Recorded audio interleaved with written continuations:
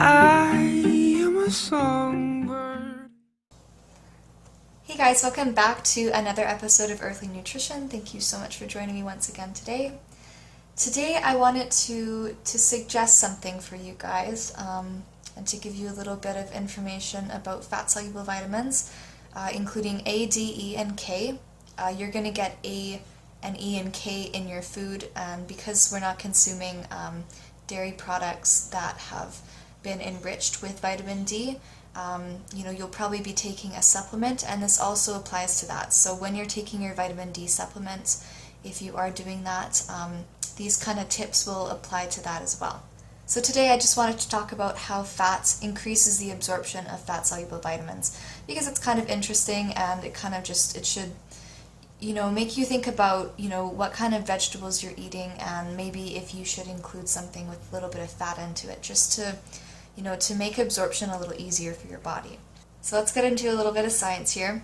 So the small intestine is the main site for digestion and absorption of fats and fat-soluble vitamins.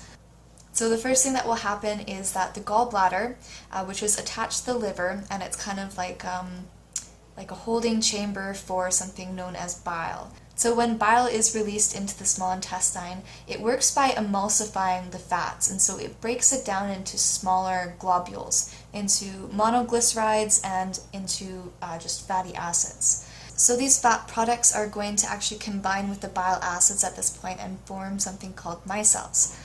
And micelles are really cool because they have a fat-soluble center and then a coating of bile acids on the outside, which allows them to get close enough to the microvilli in our small intestine.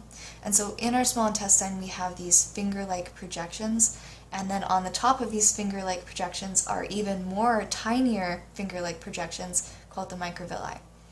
And these basically just, usher in nutrients and, make sure that they get close enough to absorb into the mucosa cells. And so the mucosa is the first layer of our gut wall, and the inside of the tube is called the lumen. And fun fact here, but actually when you eat food, it's not technically inside of you until it diffuses across this membrane. So you can be eating, whatever, and it's in your stomach, but technically it's not actually inside of you until it's been absorbed, and all this happens in the small intestine.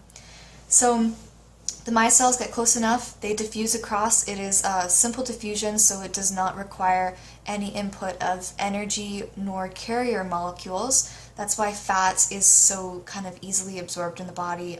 It doesn't, it doesn't take any energy or any effort for the body to incorporate fats. However, because fats, especially these types of fat molecules like fat-soluble vitamins, they can't be just incorporated into water. And what is water? Well, water is in the bloodstream. And so instead of going into the bloodstream right away, they're actually drawn into the lymphatic system. But before even the fat and the fat-soluble vitamins can be incorporated into the lymph, they have to be packaged again into something that is called like a chylomicron, it's called, and it's a type of lipoprotein. And so lipo meaning fat, and then protein is protein.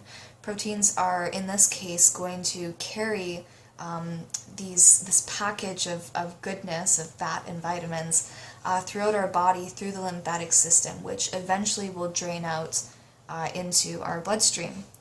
And so the reason why you should be, trying to consume fat-soluble vitamins with fats is because it just makes absorption that much more easy. How much easier? Well, we can just see from with an avocado. Consuming, half of an avocado with some carrots increases vitamin A absorption by like 6 times. It's like between 2 to 6 times depending on how much fat versus, what you're eating. And coincidentally, a lot of the vegetables that do contain these fat-soluble vitamins don't contain a lot of fat usually. Like we look at yams and sweet potatoes and carrots, for vitamin A, and kale, and kale is actually really rich in vitamin A. It's just the chlorophyll, the color of the green chlorophyll covers up the orange that we associate beta-carotene being. But these vegetables have very little fat in them, and so even though you may read up on Chronometer that you are, getting X milligrams or grams of blank, you may not be absorbing that much, and it may just be going out in, your feces, basically. So it's just something to think about. And I mean, just, vegetables and fats pair so well together too. Part of light at night is eating, encouraging eating a big salad in the evening with like, avocado dressing and then like a handful of nuts or whatever. And you shouldn't be overdoing the fat. We don't need that much in our diet, but we definitely need more than what people are eating right now. There's such heavy fat restriction in this community, and it reminds me so much of, the outside culture, outside society's obsession with protein. There's kind of like this obsession in the vegan community with carbohydrates, and, carbohydrates should make up the bulk of your macronutrient ratios.